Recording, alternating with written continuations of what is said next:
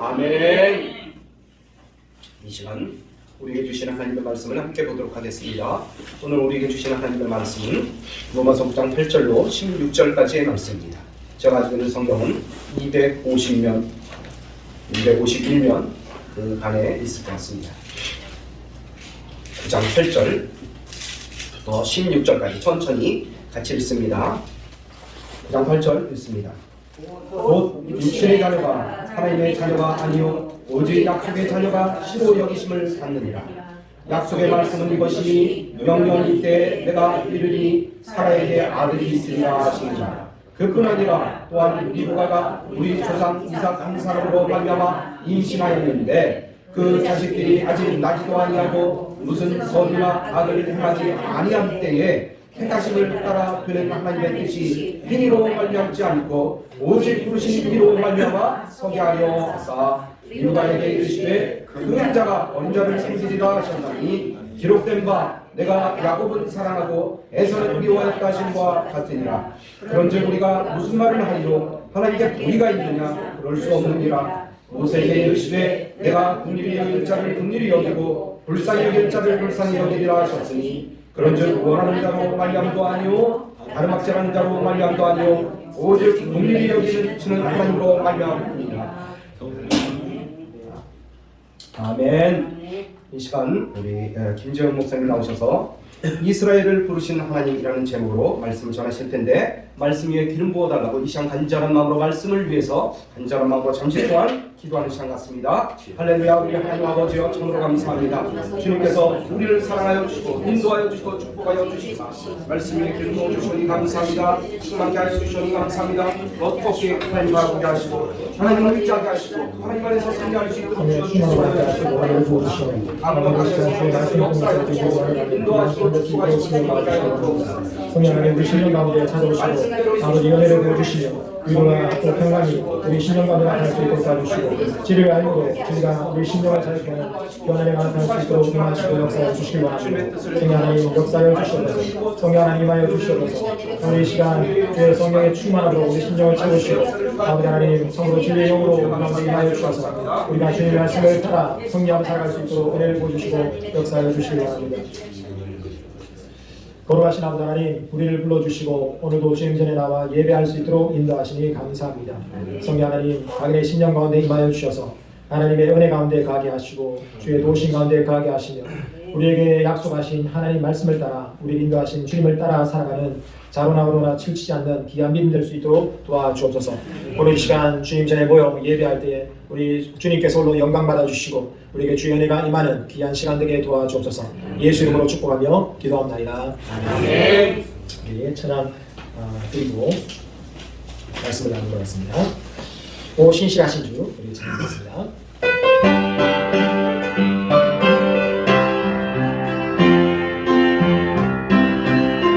천천히 하면 하나님 한 번도 나를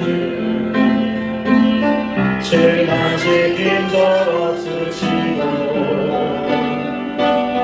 언제나 공평과 은혜로 나를 지키셨네. 하나님 한 번도 나를 실망시킨 적 없으시고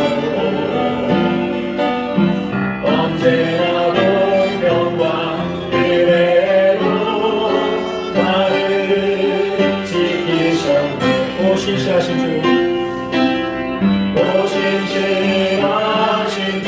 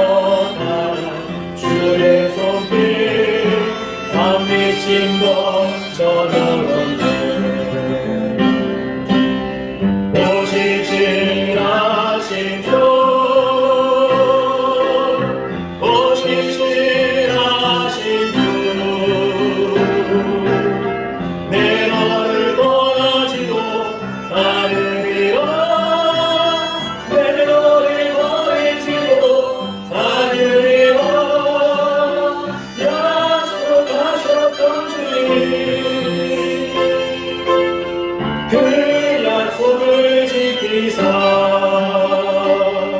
이후로도 영원토록 나를 지키시리라 확신하네.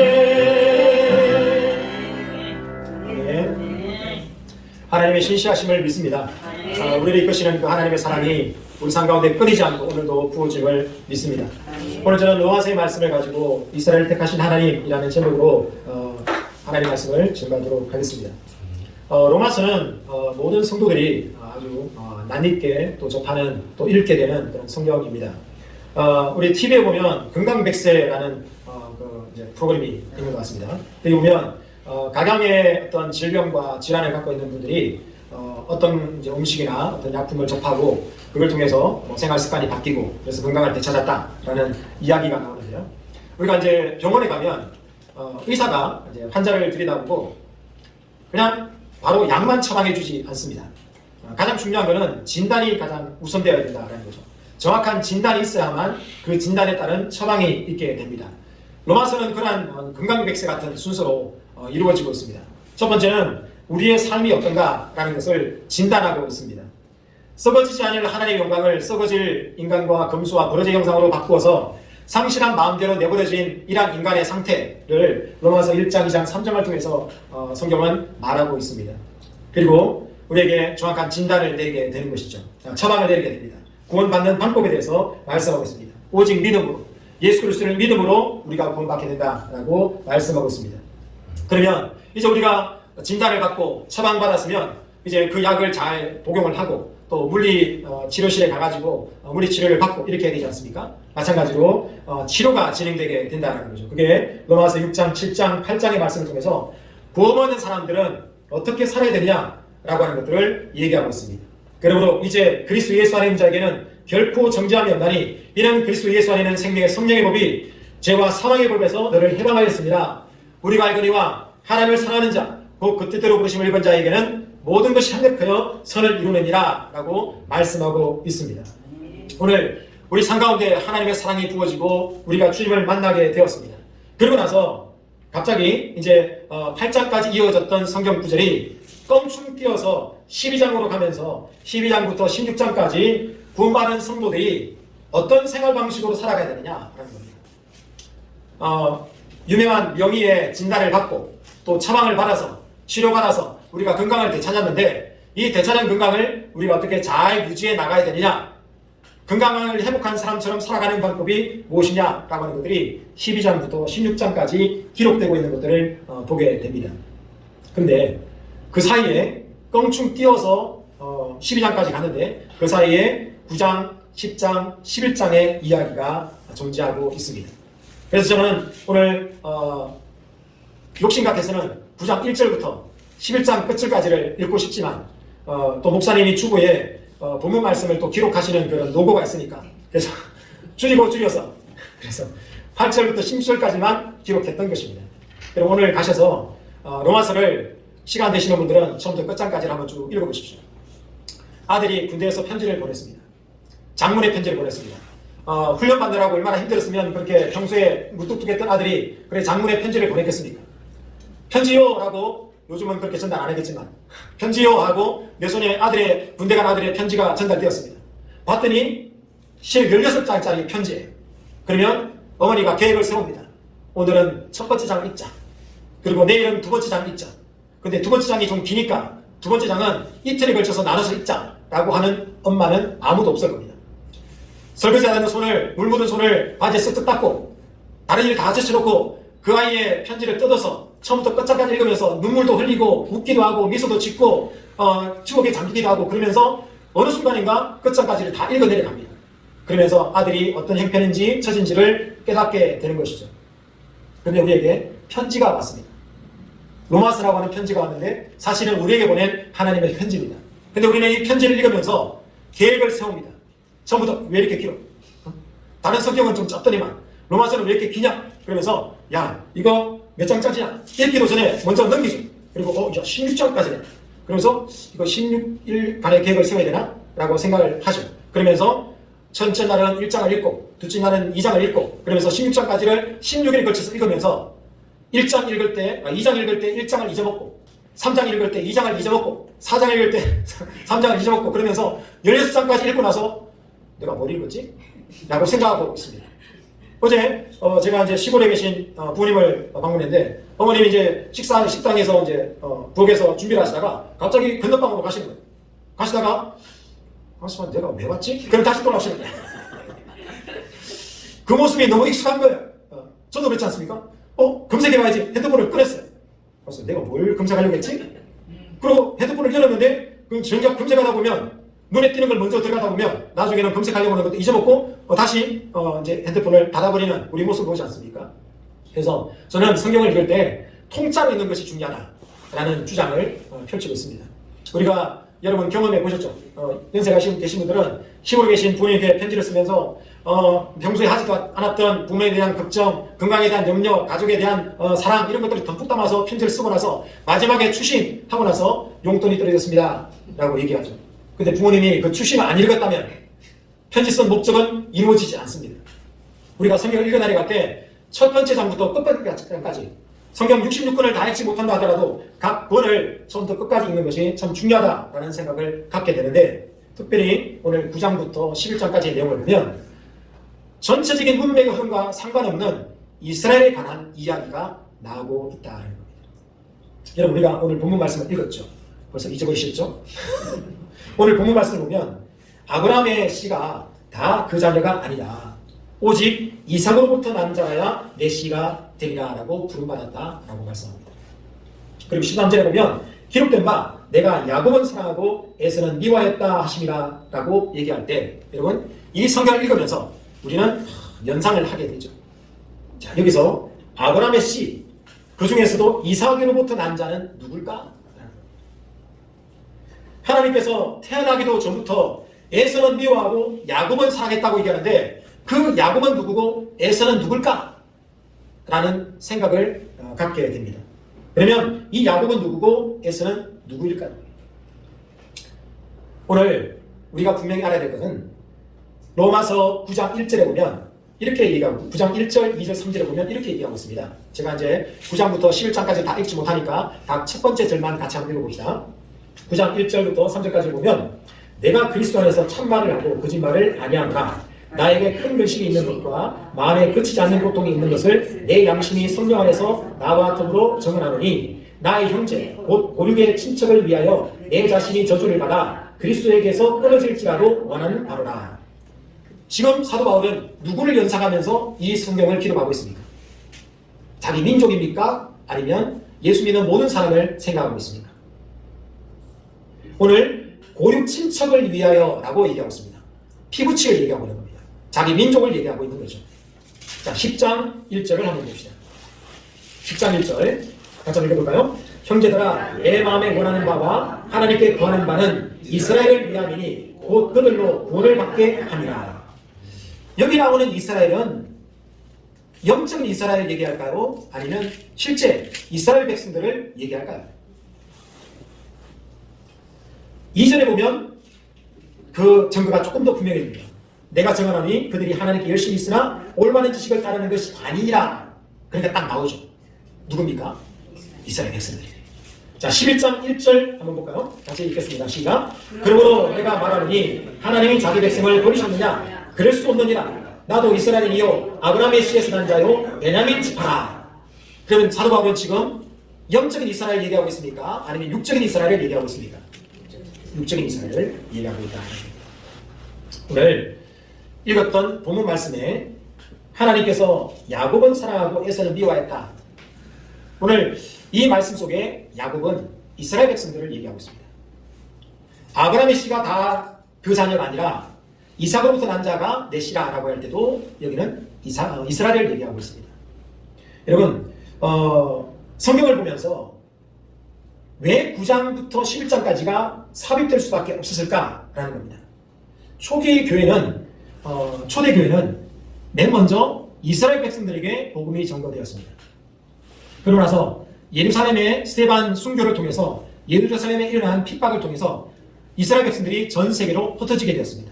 예수 믿는 사람들이 전 세계로 흩어지면서 고넬의 과정에 복음이 전거되어지고 이후로부터 헬라파 유대인들이 이방인들에게 전가하면서 이방인들이 교회 안으로 몰려오기 시작했습니다. 예수를 믿게 되었다는 거죠. 사도 바울의 전도는 이방인을 향한 전도였습니다.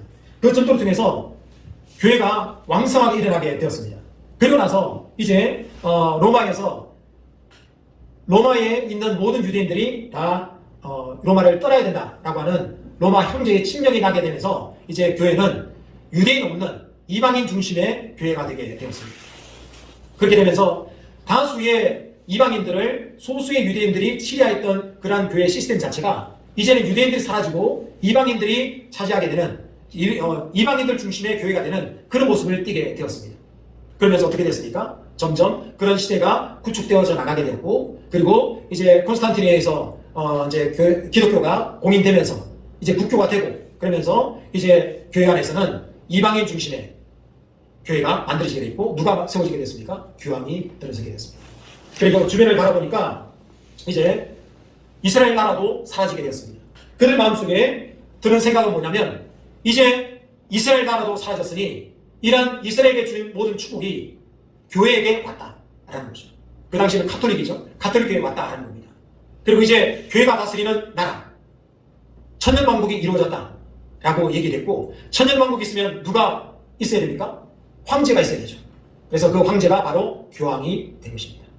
이걸 신학적으로 지지하기 위해서 이제 대체신학이라고 하는 그런 신학이 만들어지게 되었다라는 겁니다. 오늘 이 말씀 속에 여러분 한번 생각해 보십시오. 성경에 나오는 이스라엘과 현재 중동 팔레스타인 지방에 있는 이스라엘 국가에는 어떤 연관관계가 있습니까? 여러분 생각할 때 구약의 신약에 이스라엘에 대한 이야기가 많이 나오죠. 그렇지 않습니까? 아브라함의 이야기, 이삭, 야곱, 다윗에 관한 이야기, 이런 얘기들을 우리가 다 읽고 있습니다. 다 알고 있습니다. 근데 그게 말하고 있는 이스라엘 나라와 지금 팔레스타인에 있는 이스라엘 나라 사이에는 어떤 연관관계가 있습니까? 여러분 어떻게 생각하십니까? 똑같은 나라일까요? 아니면 전혀 다른 나라일까요? 오늘 그 대답이 9장부터 11장까지에 있다라는 겁니다. 여러분 오늘 성경 말씀을 보면 이제 사도 바울은 복음을 전가하면서 이방인들이 교회 안에 들어오게 되는 것, 그리고 이방인들을 위한 사역을 하면서 하나님을 예수 그리스도를 부인한 이스라엘 백성들에 대한 불붙는 마음이 생기는 거예요. 그러면서 내가 하나님께 저주를 받을지어라도 내 고륙 지친들이 하나님께 돌아가는 것을 보기를 원한다 라고 얘기하는 겁니다. 그러면서 사도 바울은 하나님의 놀라운 사역들을 보면서 그 고난 중에도 하나님의 은혜를 생각하게 되었습니다. 하나님 이스라엘 백성들을 버리지 않고 계시다는 사실을 경험하게 되었다는 겁니다. 그러면서 11장에 뭐라고 얘기하면, 깊도다 하나님의 지혜와 지식의 풍성함이요, 11장 33절입니다. 그의 판단은 헤아리지 못할 것이고 그의 길은 찾지 못할 것이로다. 누가 주의 마음을 알았느냐? 누가 그의 모사가 되었느냐? 누가 주께 먼저 드려 갚으심을 받았느냐? 라고 얘기하고 있다. 사도 바울은 그전까지 이스라엘 백성들에 대한 열심이 아주 특심했던 사람입니다. 이스라엘 백성들이 아주 우월하다라는 생각을 가졌습니다. 그런데 여러분, 이스라엘 백성들이 선택받은 이유가 무엇입니까? 신명기 7장 7에 보면 여호와께서 너희를 기뻐하시고 너희를 택하심은 너희가 다른 민족보다 수요가 많기 때문이 아니니 너희는 오히려 민족 중에 가장 적으니라 라고 얘기하고 있습니다. 여러분, 우리가 읽었던 로마서 9장부터 11장까지의 내용에는 민족 단위의 하나님의 역사를 보게 됩니다. 하나님께서 이스라엘 백성들은 사랑하시고 그에게 사랑을 주시고 애굽은 바로는 강팍하겠다라는 이야기도 나오게 되죠. 그러면 이 이야기를 들으면서, 야, 혹시 내가 강팍해져서 하나님이 믿는 내 마음을 거둬가셔서 내가 구원받지 못한 사람이 아닐까? 이런 생각을 가질 수도 있습니다. 여러분, 칼빈이 얘기했죠? 선택스를 얘기했습니다. 사람은 전적 타락을 했기 때문에 하나님이 구원해 주지 않으시면 어느 인간도 하나님을 믿을 수 없다라는 겁니다. 그런 얘기라고 한다면, 하나님이 세상 이처럼 사랑하사 독생자를 주셨으니 이는 저를 믿는 자마다 멸망치 않고 구원 얻게 하려 하십니다. 그러면 하나님이 사랑하는 대상이 제한되어 있다라는 겁니다. 불안하지 않습니까? 여러분, 교회 안에서 열심을 갖고 신앙생활하고 있는데 혹시나 내가 선택받지 못했다면, 내가 이렇게 열심히 신앙생활하고 살아가고 있는데 선택받지 못했다면 어떡하시겠습니까? 아니 세상에 사랑방탕하게 자기 멋대로 살아갔던 사람이 선택받아서 온갖 나쁜 짓을 다 하고 마지막에 딱 구원받는다 라고 하면 이 평생 동안 교회 안에서 절제와 또 신앙생활 하면서 살았던 우리는 얼마나 억울하겠습니까? 별로 억울하지 않으신가 보네요. 언제 생각 안 나십니까? 그러면 예수 그리스도께서 이 땅에 오신 목적은 전 인류를 위한 것이 아니라 이 세상 모든 사람을 위한 것이 아니라 선택받은 몇 사람을 위해서 오셨다 라는 얘기를 받게 되지 않습니다.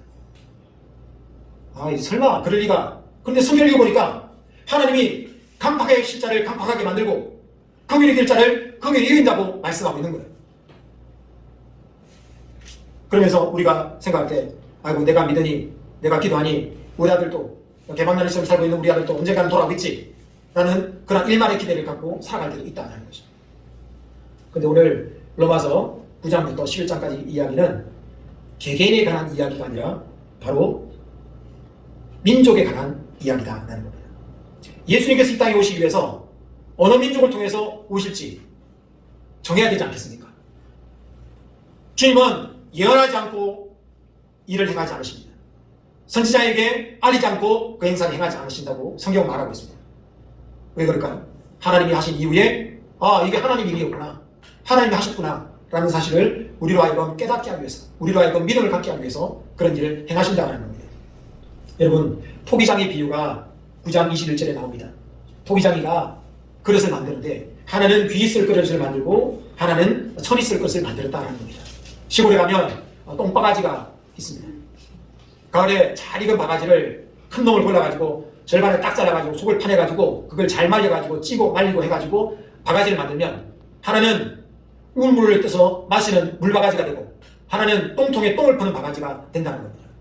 똑같은 호박인데, 똑같은 박인데 절반은 깨끗한 바가지가 되고 절반은 똥바가지가 된다는 겁니다. 이게 바로 토기장의 비유다라는 겁니다. 그럼 여러분 뭐가 되시겠습니까? 똥바가지가 되시겠습니까? 물바가지가 되시겠습니까? 우리에게는 선택권이 없다는 겁니다. 하나님 너무하지 않으십니까? 따질 수 있는 거죠. 너무한 겁니다. 이거는 뭘 얘기하냐면 국가 단위의 부름을 말씀하고 있다는 겁니다. 민족이 선택받거나 버림받는 것과는 별개로 오늘 성경 말씀은 민족이 선택받을 수 있습니다. 이스라엘 백성이 선택받았죠. 예수님이 한국 민족으로 오셨습니까? 한국 민족으로 오셨나요? 아니죠. 그런데 한국 민족으로 왔다고 얘기하는 거예요. 왜? 동방에 흰 옷을 입은 백성들이 일어나는데 그 자들이 동방의 빛이 될 것이다. 그래서 재림 예수는 한국 땅에서 태어날 것이다. 그래서 한국에 그렇게 재림 예수가 많답니다. 왜 그런 일이 벌어졌습니까? 육적인 이스라엘이 멸망당하고 하나님이 그들을 향한 구원 계획을 취소하고 영적인 이스라엘을 통해서 하나님의 뜻을 이루시겠다라고 생각하기 때문에 그렇다는 겁니다. 여러분 14만 4천 많이 들어보셨죠? 지금 우리나라에 누구죠? 14만 4천 외치는 이단 종파가 있잖아요. 그런데 지금 너무 표교가 많이 돼서 14만 4천이 넘어집니다. 새로운 구원교리가 필요하다는 겁니다. 왜 우리나라에서 단지파가 나오고 그 다음에 유다지파가 나오고 그러면 14만 4천이 나와야 된다고 생각하십니까? 그건 바로 육적인 이스라엘을 영적인 이스라엘인 교회가 대체했다고 생각하기 때문에 그렇다는 겁니다. 오늘 성경 말씀은 하나님께서 긍휼히 될 자를 긍휼히 계시고 완악하게 할 자를 완악하겠다라고 얘기하는데 이게 바로 국가 단위의 부름을 얘기하고 있다는 겁니다. 그런데 개인의 문제는 다르다는 겁니다. 여러분 신명기 23장 3절에 보면 중요한 말씀입니다. 신명기 23장 3절에 보면 이런 말씀이 있습니다. 암몬과 모압 사람은 여호와의 총회에 들어오지 못한다 라는 말씀입니다. 뭐라고요? 암몬과 모압 사람. 누구라고요? 암몬과 모압 사람. 어디에 못 들어온다고요? 여호와의 총회에 못 들어온다. 그런데 언제까지 못 들어오느냐? 법령에는 기한이 있지 않습니까? 기한이 있는데 10대뿐 아니라 한 세대가 몇 년이죠? 40년인가요? 30년인가요? 자, 10대면 3, 40년이죠. 3, 400년이죠. 근데 10대뿐 아니라 영원히 못 들어온다라고 신명기 23장 3절에 얘기하고 있습니다. 근데 놀라운 사실은 다윗의 조상 중에 루시라고 하는 여인이 있습니다. 루스는 어느 민족입니까? 모압입니다. 그러면 이상하잖아요. 이상하지 않습니까? 아니 모압과 암몬은 영원히 여호와의 총에 못 들었다고 했는데 예수님이 탄생하는 계보에 보아스는 루색에서 누구를 낳았죠? 보아스는 루색에서 오벳을 낳고, 오벳인가요? 제가 기억이 안 나요. 그리고 그 계보를 타고 누가 오셨습니까? 다윗이 태어나고 다윗의 계보에서 예수님이 태어났다는 겁니다. 아니 이걸 1.1에게 오류도 없는 성경이 이런 오류를 범할 수가 있느냐라는 겁니다. 뭘 놓쳤기 때문에 그렇죠?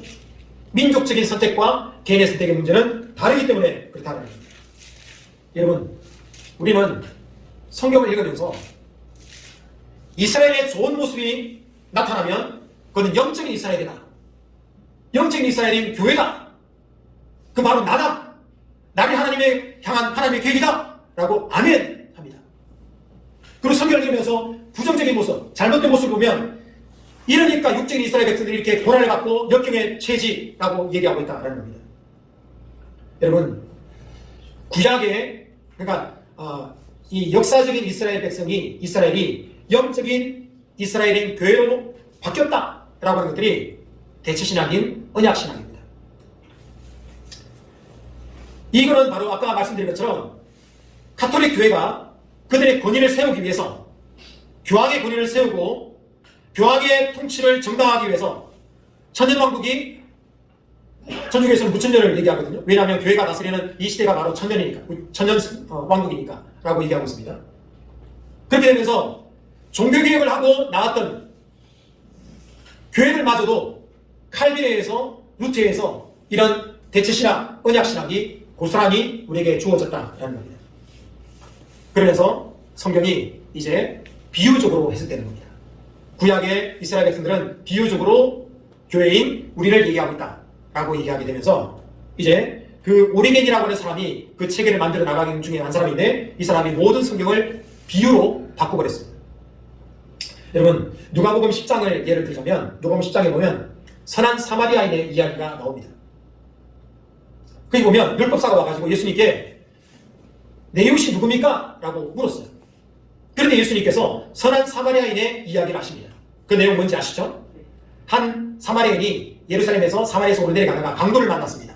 그런데 지나가던 제사장이나 바리새인 이제 그 레위인들이나 이런 사람들은 다 그냥 지나갔는데 이방인이 와가지고 그 사람들을 포도주와 기름을 가지고 치료하고 이제 그 주막에 데려다 주고 그리고 이제 그 사람의 부비가 되면 내가 더 치료비를 내겠다 라고 얘기했다. 그러면 예수님께서 말씀하신 내용이 이 강도받은 자의 이웃이 누구냐? 라고 질문합니다. 여러분, 이 이야기의 주제는 무엇입니까? 누가 강도받은 자의 이웃이냐? 라는 거죠. 그런데 이 이야기를 이렇게 설명합니다. 한 사람이 예루살렘에서 여리고로 내려갔다라고 얘기하는데 예루살렘은 교회입니다. 여리고는 세상입니다. 그러니까 여러분, 교회에서 세상으로 나가면 안 됩니다. 그러면 강도 만납니다. 어디서 좀 들어본 것 같죠? 그리고 이 사람이 강도를 만나서 피투성이가 되었는데 인생의 고난을 겪게 되었는데 이 사람에게 피투성이가 되었다는 얘기는 죄악에 물들었다는 얘기입니다. 근데 이 사람을 치료한 게 무엇입니까? 포도주와 기름입니다. 포도주는 뭡니까? 예수님의 보혈입니다. 기름은 뭡니까? 성령입니다. 예수님의 보혈과 성령을 우리는 치료받아야 됩니다. 근데 이 강도만한 사람을 나귀에 태우고 갔는데 이 나귀의 발은 몇 개입니까? 4개입니다. 네, 여러분 사복음서를 잘 읽어야 됩니다. 여러분 우리가 성경을 읽으면서 본뜻과 상관없이 은혜만 받으면 될까요? 제가 이제 여담이지만 제가 이제 그 양평에서 이제 살고 있기 때문에 마당에 이제 나무가 있습니다. 나무 중에 저희 아내가 좋아하는 나무가 있는데 제가 가지치기 한다고 그 아내가 좋아하는 나무의 가지를 댕강댕강 갇혀버렸습니다. 제 나름대로는 아주 높은 사다리를 타고 올라가가지고 힘들게 하나하나 다 잘라가지고 댕강 잘랐습니다. 저는 칭찬받을 줄 알고 집에 들어가지고 가지치겠다라고 떳떳하게 얘기했더니 집사람이 나와보고 화를 내는 겁니다. 왜 이렇게 이쁜 나무를 다 쳤냐. 여러분, 우리가 신앙생활 할 때 가지치기가 필요합니다. 가수원지기가 가지치기를 하지 않고 좋은 열매를 맺겠다. 불가능합니다. 우리 신앙생활에도 점검이 필요합니다. 여러분, 우리는 성경 읽으면서 은혜 받는 거에 포커스를 맞추고 있습니까? 아니면 예수님께서 지금 어떤 말씀을 하기를 원하시느냐에 포커스를 맞추고 있습니까? 우리의 초점은 은혜 받는 것. 뭐가 됐든 간에 은혜 받으면 된다. 라는 이런 생각에서 벗어나야 됩니다. 물론 여러분, 아까 제가 말씀드린 것처럼 누가복음 10장의 비유를 가지고 말씀을 나눴을 때 은혜 받을 수 있습니다. 그래, 교회에서 신앙생활 열심히 해야 세상을 이길 수 있는 믿음을 가져. 근데 교회를 멀리하게 되면 환난을 당할 수 있지. 그래서 신앙생활 열심히 해야 되겠다라는 얘기를 할 수 있습니다. 그런데 보세요. 이 사마리아인이 예루살렘에서 사마리아로 내려갔습니다. 어떻게 비유할 수 있냐면 예수 믿지 않는 사람이 교회에 와가지고 예수를 만나게 됐습니다. 너무 성령 충만한 거예요. 그래서 자기 민족들에게 가가지고 복음을 전하겠다. 선교사의 사명을 가지고 사마리아로 내려가다가 원수 마귀에게 덜컥 잡혀 죽어버렸어요. 비유로 하자면 이렇게 얘기할 수 있다. 본 뜻을 제대로 증거하지 않고 비유적으로만 성경을 말하게 되면 이단 사상이 나오게 된다는 겁니다. 예수님께서 손을 봐라 라고 얘기했는데 이단들은 뭐라고 했냐면 예수님께서 손을 봐라고 했지 손에는 뭐가 있지? 손가락 5개가 있어. 손가락마다 뭐가 있지? 손톱이 있어. 그러면서 비유적으로 더 들어가면서 자기 교리를 확립시켜 나가려고 한다는 겁니다. 여러분, 은혜 받는 것 이것은 자연스럽게 우리에게 오는 겁니다. 언제? 하나님의 뜻을 제대로 알아갈 때 그렇다는 겁니다. 오늘 주님께서 이스라엘 백성들을 선택하셨다는 겁니다. 근데 보니까 이스라엘 백성들이 완악했었다는 겁니다. 하나님의 복음을 따르는 자가 아니라 오히려 자기 의를 세우는 율법을 따르고 있는 거다. 그 모습을 보면서 사도 바울은 너무 가슴이 아파서 9장부터 자기의 마음속에 있는 그 말을 얘기하지 않을 수 없다라고 얘기하면서 갑자기 1장부터 나왔던 성경의 흐름과 정반대되게 9장부터 11장까지를 가운데 딱 넣었다는 겁니다. 그러니까 우리가 이 9장부터 11장까지 읽으면서 바울을 통해서 우리에게 말씀하고 싶어하는 하나님의 음성을 들어야 된다는 겁니다. 그는 하나님께서 우리 개개인의 마음을 강팍하기도 만들고 은혜 받게도 만들고 이런 분이 아니라 역사를 주관하시는 하나님이 계신데 민족들을 택하시고 그 민족 가운데 일하시는 그 하나님이 계시구나. 하나님의 뜻에 맞춰서 우리가 이스라엘 백성들을 제대로 바라봐야 되겠구나 라는 사실을 알아야 된다는 겁니다. 여러분, 이사야 66장 8절의 말씀을 제가 과거에 한번 인용한 적이 있습니다. 이사야서 66장 8절에는 이렇게 얘기하고 있습니다. 이러한 일을 들은 자가 누구이며 이러한 일을 본 자가 누구이냐. 나라가 어찌 하루에 생기겠으며 민족이 어찌 한순간에 태어나겠느냐. 그러나 시온은 진토하는 즉시 그 아들 순산하였도다 라고 말씀하고 있습니다. 이 말씀이 이스라엘 백성에 대한 예언의 말씀인데 1948년 5월에 이루어지게 되었습니다. 예수님 이 땅에 오시고 난 뒤에 1948년이라고 하는 세월이 지나고 나서 이루어지게 되었습니다. 이때는 언제냐면 영국의 식민 통치가 끝나게 되었고 1948년 5월 14일 오후 4시에 신생 이스라엘이 탄생하게 되었다는 겁니다. 여러분, 육적인 이스라엘을 교회가 대체하게 됐다라는 이러한 신학이 왜 태어나게 되었습니까? 이스라엘 백성들이 사라진 거예요. 그러면 하나님 뜻이 사라진 게 아니냐라고 생각하고 그 대체의 존재로서 교회를 세운 것입니다. 그런데 1948년 5월 달에 이스라엘이 나라가 세워지게 되었다는 겁니다. 그러면 이제 우리는 성경을 보면서 이제 이스라엘을 볼 수 있는 눈이 열려야 되는 겁니다. 그렇지 않을 때 우리는 이단 사상이 우리 가운데 들끓어 있는 것들을 보게 됩니다. 얼마나 이단 사상들의 병폐가 심하게 됩니까? 여러분, 누구죠? 14만 4천 얘기하는 사람들 오면 이 14만 4천이라는 사람이 이스라엘 사람이냐 예수 믿는 사람이냐 라고 물어보십시오. 여러분, 누굽니까? 이스라엘입니다. 이스라엘. 이걸 14만 4천을 이스라엘 아니고 예수 믿는 사람이다 라고 하니까 이단 사상이 나타나는 겁니다. 유대 땅에 왔던 예수는 실패했고 이제는 다른 민족의 깨끗한 민족 선민을 통해서 이 땅에 새로운 보혜사가 와야 된다. 내가 두 감람나무다. 두 정인이다.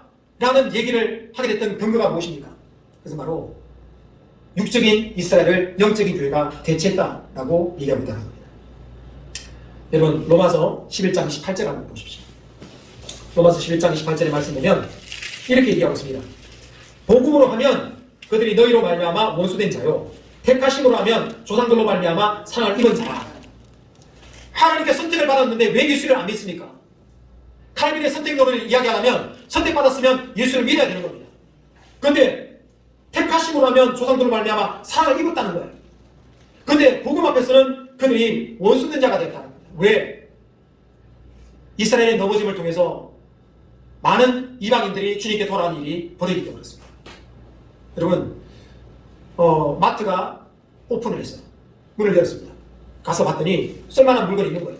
그래서 이 보고 저리 보고 하다가 그래 뭐 다음에 사지 라고 생각하고 물건을 넣고 딱 돌아서는 순간에 수많은 사람이 푸르르 달려들어가지고 그 물건을 서로 사겠다고 막 달려드는 거예요. 그럼 여러분 어떤 마음이 듭니까? 사람? 난 다음에 사지. 이렇게 하나요? 야, 이거 좋은 물건인데 언제 사야지? 그러면서 막 물건 때문에 싸우지 않습니까?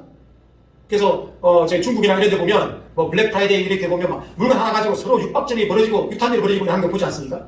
마찬가지로 예수 그리스도의 복음이 이스라엘 백성들에게 초라하게 드려졌던 그 예수 그리스도의 복음이 이방인을 통해서 영화를 얻고 영광을 받으시고 존귀와 찬양을 받으시는 그 모습을 보면서 이스라엘 백성으로 하여금 시기하게 해서 그런 기간들을 성경이 허락했다라고 말씀하고 있다는 겁니다. 우리는 말씀을 통해서 선택적 구원론의 허구를 깨달아야 하는 것입니다. 오늘 주님께서 우리를 택하여 주셨습니다. 예수 믿는 우리에게 주의 사랑을 보여주셨습니다. 우리가 주의 말씀을 듣고 우리가 그 말씀 앞에 우리 마음의 문을 열었습니다. 그 마음의 문을 열 때 하나님 우리 마음을 받으십니다. 그 사랑은 끊어지지 않습니다. 어느 누가 그 사랑을 끊을 수 있겠습니까? 이 놀라운 사실을 사도 바울이 깨달았습니다. 이스라엘 백성들을 버리고 이방인을 향해서 나아가서 복음을 증거하면서 자꾸 고국 땅을 쳐다보는 거예요.